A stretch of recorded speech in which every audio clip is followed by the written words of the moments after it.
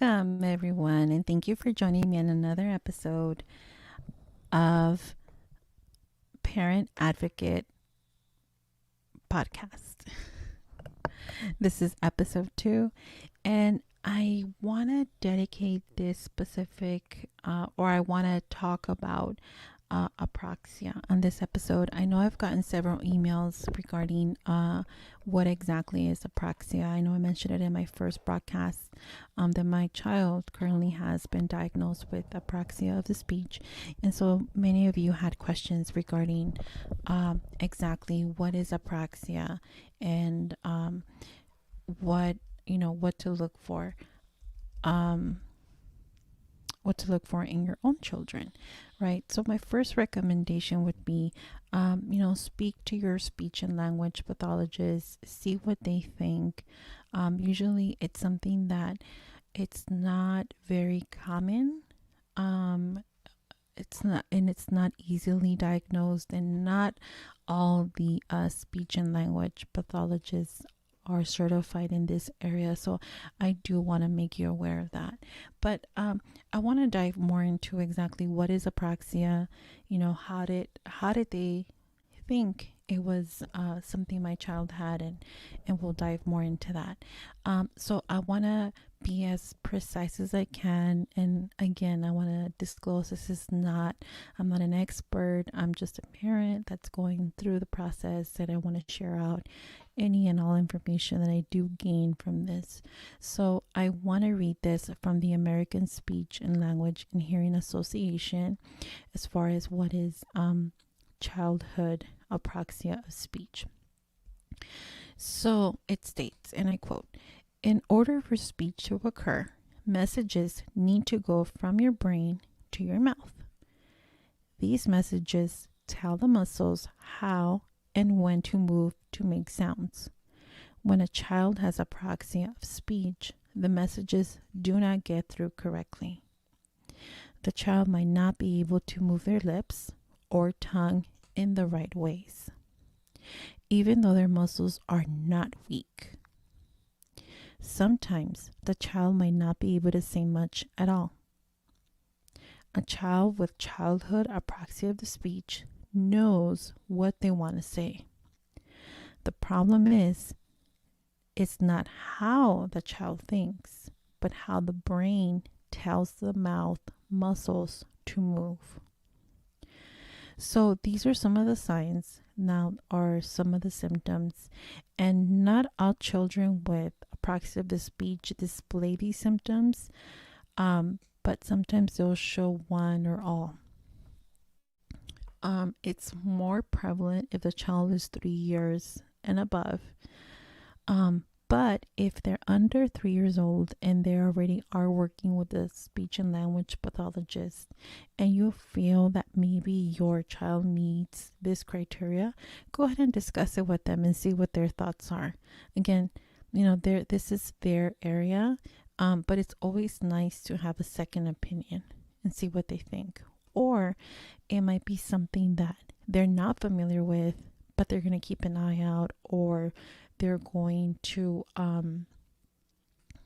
talk to other colleagues and see what their opinion is. So these are some of the symptoms.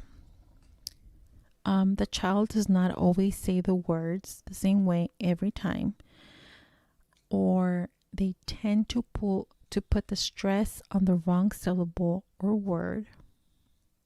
They distort or changes the sound, or can say shorter words more clearly than longer words, right?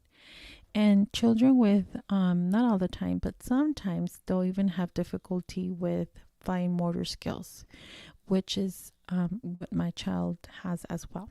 So he has occupational therapy to help him, with his fine motor skills and with his sensory issues that he has. But the speech and language pathologist is going to help him more with the apraxia. So apraxia, because is regarding the movement of the mouth, the therapy, besides the language, and besides the speech, it's also going to concentrate on repetition and movements of the mouth. So initially he was doing twice a week. Well, this is with my private insurance. So he was doing twice a week for an hour each session. But now with apraxia, he will be doing 3 times a week, shorter intervals of 30 minutes, because the focus will be 1, repetition, and 2, movements of the mouth. And then the other 2 days, he will be getting speech services from the school district. So in total, it's a total of 5 days of speech that he'll be receiving, and I'm happy with that. So my experience and how did his SLP think it was apraxia? Well, she has been working with him since he was about I want to say 15 to 18 months. So she knows him pretty well. So when he was 2.5, we had our meeting to go over his goals. And so I mentioned to her that one of the concerns that I had was I was really pushing for him to start preschool. Again, I'm in the state of California. We have COVID going on and very strict. So I don't even know if it was going to happen. But I wanted him to express. My concern was if something was hurting him, let's say he fell and he hurt his knee, for example, that he was able to somehow tell another adult, or express a way for him to express himself that, hey, it hurts. And so she said, okay. She's like, I agree, and I go, I think it's something that any child that it's going to be cared for should be able to express. So she agreed, like I said. And she also mentioned to me that she felt he completely understands everything that she asked of him. So, for example, she would ask him to do 2-step directions, three-step directions, and he would comply. But then when it would be time for her to ask, he would have such a difficult time. And then the way he would move his mouth was him struggling. And then what would come out was maybe 1 sound or 2 sounds. So I'll give you an example. I would say, so they will walk in, or for example, he would, when I go to the backyard, so he would sign open, and he'll point to the door. So then, because I'm trying to help him improve his speech, I will, make sure he's looking at my mouth, and I would enunciate open.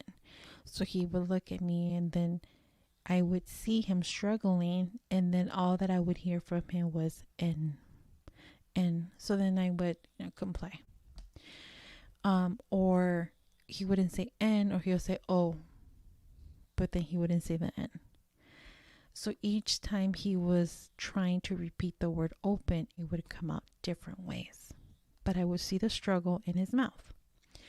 And I can see his little eyes like thinking, like, I'm saying it, lady, why are you listening to me? Right. Another example is he would all kids watch Blippi, right? If you're not familiar with him, just Google him and go on YouTube and you see who this guy is.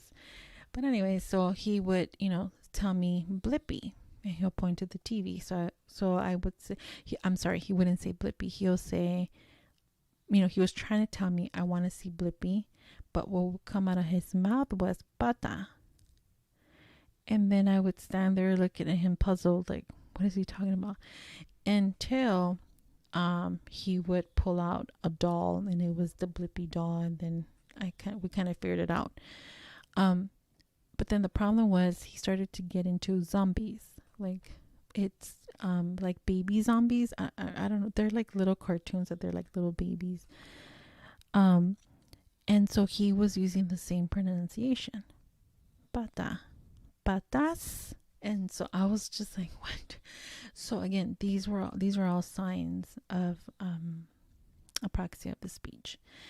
And so now that we, and I, like I said in my first broadcast, I knew something was wrong, and it wasn't autism. And and now there's a name for it, and it's apraxia. And so now the other part of it is, this is going to be a lifelong disability that he's going to have. And so the idea is with therapy, it's to help him navigate once he reaches adulthood, once he goes into the regular school systems, for him to learn how to communicate, or to slow his speech so he can, you know, make those movements of his mouth.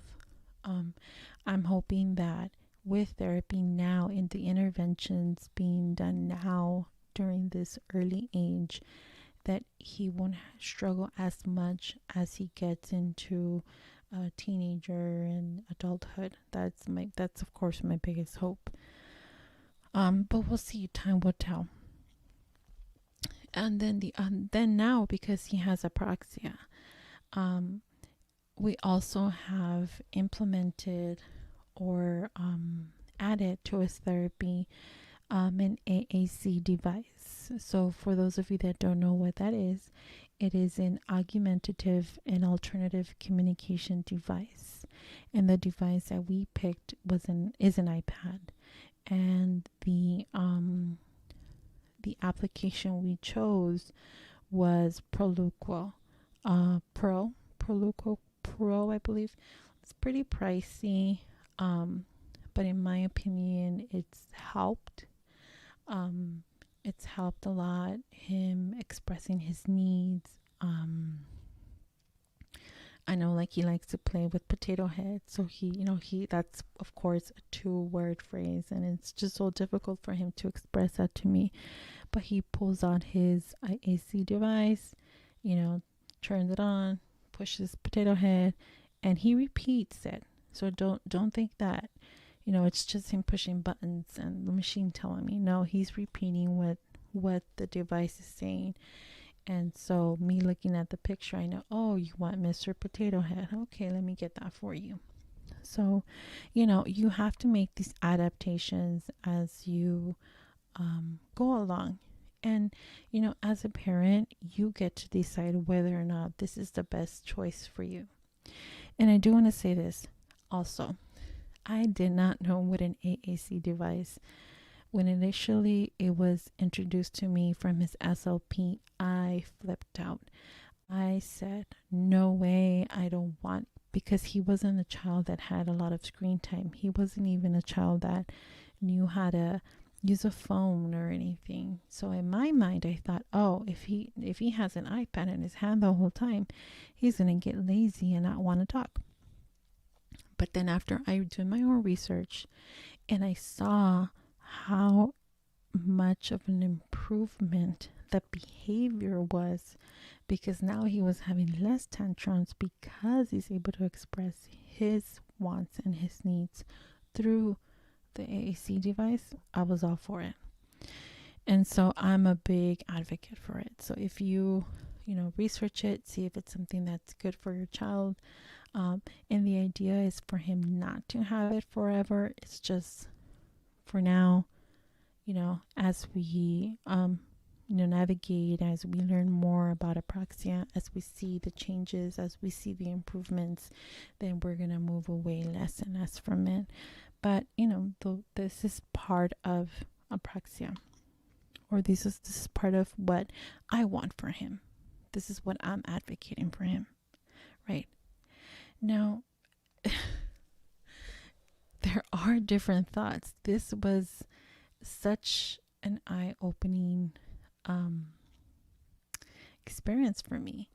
So once I had the diagnosis of apraxia, I thought to myself, okay, let me go ahead and communicate this to his speech and language pathologist from the school district. So we can create a goal that can be similar to his outside services provider, if that makes sense. Because again, apraxia, repetition, would be the best. So when I brought it up to her and I said, hey, listen, I want to see if we can do an amendment IEP to add a goal that includes an apraxic goal. Her response was, we don't need to do that because, kids grow out of it. And I said, what? What do you mean kids grow out of it? This is a diagnosis that I have. It's in my hand. What do you mean? And she's like, no. She's like, how do you really know he's apraxic? And I said, well, because, this expert told me, like they did their assessments and that's what it came out. So then she says, well, we every child that comes into the school district, we treat them as they have apraxia. So we work with them as they were apraxic kids. So I said, well, that's good and wonderful, but guess what? We're going to go ahead and have an amendment. I want to go ahead and add that goal. And even though you say you're working with him like that, right, as having an apraxic goal, I want to see it in writing. Oh, and by the way, Miss Speech Person, you're also going to go ahead and start implementing his AAC device while he's having sessions with you, because she was all against it as well. So and I brought this up to his apraxic SLP, and that's where I learned that there's a lot of SLPs that are, it's kind of like an unknown, it's like they know it's there, but because it's so uncommon and because it's something that they don't really, it's not their specialty, a lot of them don't understand, and a lot of SLPs have their own bias, right? I mean, that's the truth of a matter, and that's okay if you have your own bias, but don't try to bring your bias to a parent that's, obviously knows what they're talking about. But yeah, so with that, I hope this helps any other parents out. If you have any other questions, or if you need me to go in deeper into this, let me know and go ahead and comment below. But until then, we'll see you on the next one.